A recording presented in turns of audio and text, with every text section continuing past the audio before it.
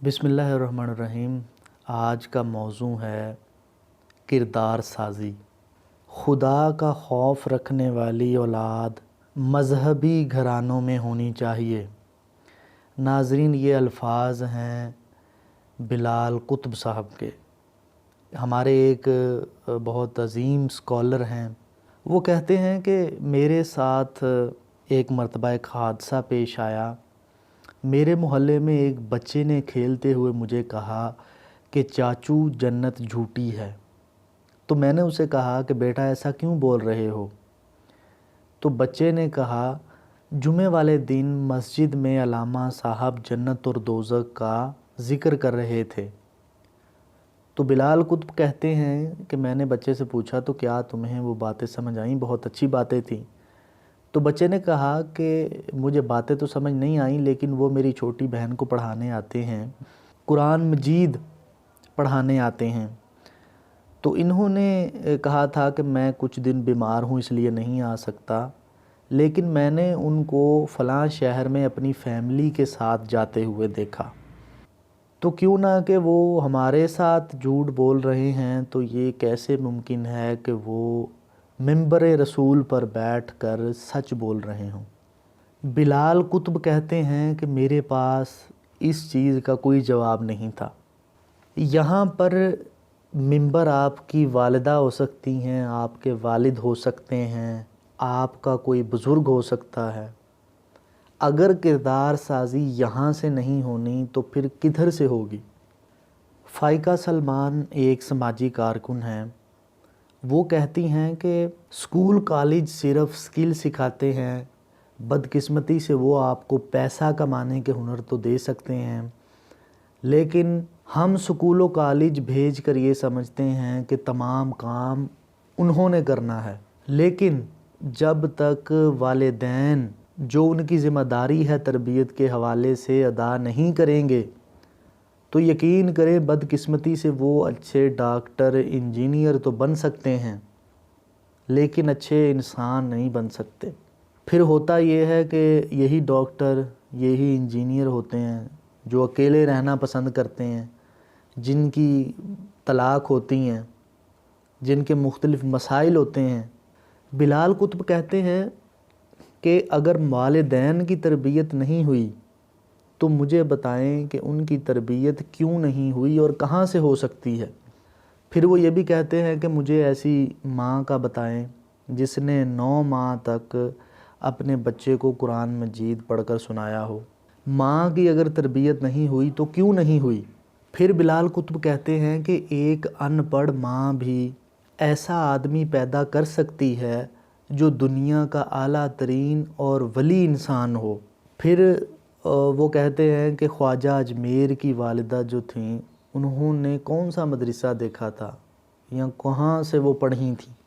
उन्होंने ख्वाजा अजमेर पैदा किए जिन्होंने 90 लाख मुसलमान किए। इनकी माँ ने ख्वाजा अजमेर साहब को फरमाया था कि तू मेरे बाजुओं से गिरते हुए पानी का सदका है। ये माँ तालीम की मोहताज नहीं थी। यकीनन यहाँ पर बड़ों की तरबियत का अमल है। अल्लामा इमरान मज़ाहिरी एक बहुत ख़ूबसूरत बात कहते हैं। आप इस बात पर गौर कीजिएगा, हम आज तक सिर्फ यही सुनते आए हैं कि जन्नत माँ के कदमों तले है। अब वो कैसे है, किन माँओं के कदमों तले जन्नत हो सकती है, ये सुनिएगा। वो कहते हैं कि हदीस शरीफ के मानी पर गौर करें, इस बात को देखें कि पाँव और कदम में फ़र्क है। पाँव आपका फुट है और कदम आपका स्टेप है। यानी माँ के ख़ास इक़दाम हैं जिनके तहत अल्लाह ताला ने जन्नत रखी है। यानी जो माँ कर रही है बच्चा वो सीख रहा है, और यही तरबियत है। बच्चा बोलने से पहले माँ जो कर रही है उसको ज़्यादा सीखता है। सादा लफ्ज़ों में माँ जो कर रही है बच्चा वो सीख रहा है। मरियम फैज़ एक माहिर नफ्सियात हैं। वो कहती हैं कि माँ बाप बनना कोई शौक़ का अमल नहीं है, बल्कि ये ज़िम्मेदारी का काम है। तो ज़रूरी है कि जो شادی کرنا چاہتا ہے اس کو ذمہ داری اٹھانے کے لیے مکمل طور پر تیار ہونا چاہیے. اسے پتہ ہونا چاہیے کہ میری زندگی میں یہ چیزیں آنی ہیں اور ان کا بوجھ میں نے برداشت کرنا ہے. وہ کہتی ہیں کہ آج کل جو شادی شدہ جوڑے آتے ہیں وہ ذہنی طور پر تیار نہیں ہوتے. وہ خاندان بڑھانے پر تو تیار ہوتے ہیں لیکن ذمہ داری اٹھانے پر بالکل تیار نہیں ہوتے. پھر وہ بتاتی ہیں کہ اگر آپ اپنے نفسیاتی مسائل کو ساتھ ساتھ رکھیں گے تو یہ بچوں میں ضرور منتقل ہوں گے. بلال قطب کہتے ہیں کہ پہلے ایسے مسائل کیوں نہیں تھے؟ سارے نظام جو گھر کے چلتے تھے ان کی ذمہ داری ایک عورت پر ہوتی تھی. وہ 24 گھنٹے میں سے 18 گھنٹے تو کام لوگوں کی خدمت کرتی تھی. وہ شادیاں کامیاب کیوں ہوتی تھیں؟ اب ہمارے مسائل اگر نکل رہے ہیں تو کیوں نکل رہے ہیں؟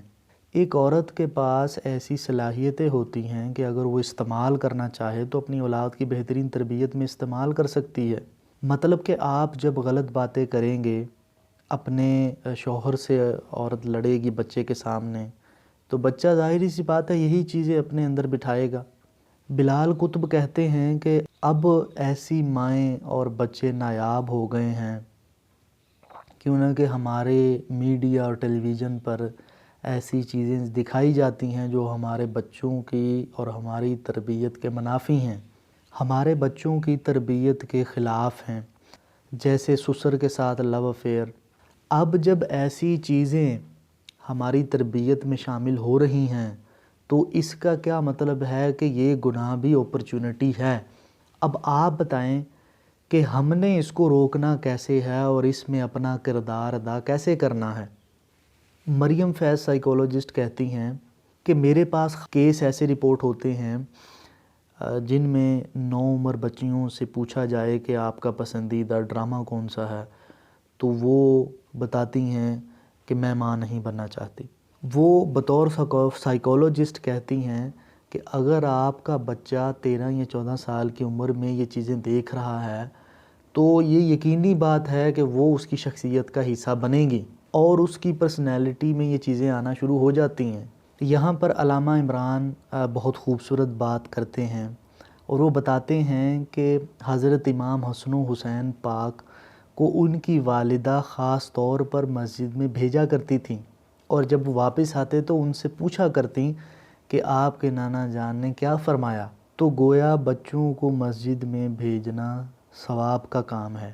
یہاں پر بہت خوبصورت مثال بلال قطب دیتے ہیں اور میں نے خود یہ مثال پڑھی اور بہت حیران ہوا.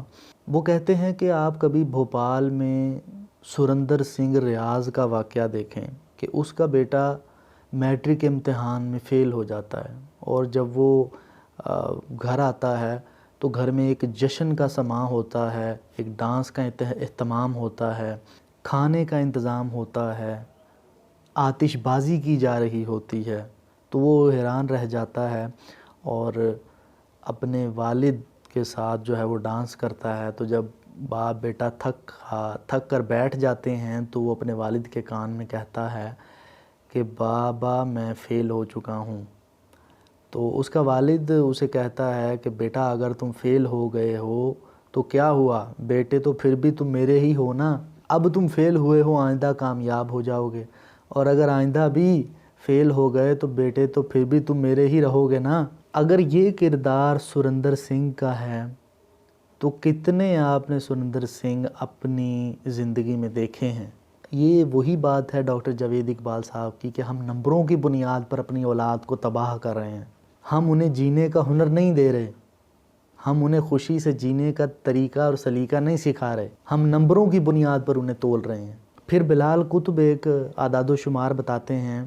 وہ کہتے ہیں کہ آپ سن کر حیران ہوں گے، اچھی یونیورسٹیز سے جو لوگ ٹاپ کرتے ہیں ان میں سے 1% سے بھی کم لوگ اپنی زندگیوں میں کامیاب ہوتے ہیں. 99% لوگ اس دنیا میں کامیاب ہیں اور وہ ہیں جن کو اچھی یونیورسٹیز دیکھنی نصیب تک نہیں ہوئیں. بلال قطب کہتے ہیں کہ جب ہم اپنی ذمہ داری کو قبول نہیں کریں گے اور دوسروں پر چھوڑتے رہیں گے تو مسائل ہمارے کبھی ختم نہیں ہوں گے، یہ بڑھتے رہیں گے. وہ کہتے ہیں کہ آپ کہتے ہیں کہ جہیز اور دیگر رسموں کو صرف علماء ہی برا کہیں، آپ کیوں نہیں کہتے؟ سب کچھ علماء پر کیوں ڈال دیتے ہیں؟ اگر آپ غلط کو غلط اور صحیح کو صحیح نہیں کہیں گے تو بچے کہاں سے اور کدھر سے سیکھیں گے؟ پھر وہ کہتے ہیں کہ اگر بری رسومات کو علماء نے برا نہیں کہا تو کیا ہماری چاچی نے کہا، کیا ہماری پھوپھی نے کہا، کیا ہمارے مامے نے کہا؟ وہ کہتے ہیں کہ یہ سب لوگ کہاں ہیں؟ کیا تربیت میں ان کا کوئی کردار نہیں ہے؟ کیا معاشرہ ان سے بہتر نہیں ہو سکتا؟ پھر بلال قطب کہتے ہیں کہ پرانے دور میں تمام لوگ ایک ہی حجرے میں رہا کرتے تھے اور ادھر سیکھنے کو زیادہ ملتا ہے۔ پھر ایک فیملی کاؤنسلنگ کے حساب سے شخص نے بتایا کہ جب آپ ایک جوائنٹ فیملی میں رہتے ہیں تو آپ کو جو کچھ سیکھنے کے لیے ملتا ہے وہ کسی اور جگہ سے نہیں مل سکتا، یہاں اکیلے رہ کر نہیں مل سکتا۔ بلال قطب کہتے ہیں کہ یہاں پر ایک مرتبہ ایرانی اسکالر آئے اور انہوں نے کراچی کے اندر کہا کہ آپ فلیٹ سسٹم نہ بناؤ، تو ہم جوان تھے، ہم نے کہا کیوں نہ بنائیں؟ تو انہوں نے کہا کہ فلیٹ کے 2 کمرے ہوتے ہیں، تمہارا خاندان ٹوٹ جائے گا۔ پھر وہ کہتے ہیں کہ اب یہ تربیت دیکھیں، آپ لاہور کا نظام دیکھ لیں جہاں پر فلیٹ سسٹم نہیں ہے، آپ کراچی کا نظام دیکھ لیں جہاں پر فلیٹ سسٹم کامیاب ہے، وہاں کا نظام دیکھیں، لوگوں کا ایک دوسرے کے ساتھ تعلق دیکھیں، پنجاب کا یا لاہور کا دیکھ لیں۔ وہ کہتے ہیں کہ ہم نے خود توڑا اپنا نظام اپنی آزادی کے نام پر، اور اب ہم کہتے ہیں کہ تربیت ماما بھی کرے، چاچا بھی کرے، تایا بھی کرے۔ نہیں کر سکتے نا، کیونکہ ہم نے خاندان کو بکھیر دیا۔ اب مریم فیض سائیکولوجسٹ کہتی ہیں کہ بچے کے اندر 65% جو رویہ ہوتا ہے وہ خاندانی ہوتا ہے، جینیٹیکلی ہوتا ہے، اور 35% بچہ اڈاپٹیو کرتا ہے، دیکھ کر سیکھتا ہے۔ تو جب آپ کے والدین، آپ کے دادا دادی، نانا نانی آپ کے ساتھ رہیں گے تو بچے کو زیادہ سیکھنے کا موقع ملے گا، تربیت کا زیادہ موقع ملے گا۔ آج کل ماں باپ 100% اپنے بچوں کی تربیت ہرگز نہیں کر سکتے، تو نانا نانی اور دادا دادی کو ہم کسی صورت بھی مائنس نہیں کر سکتے۔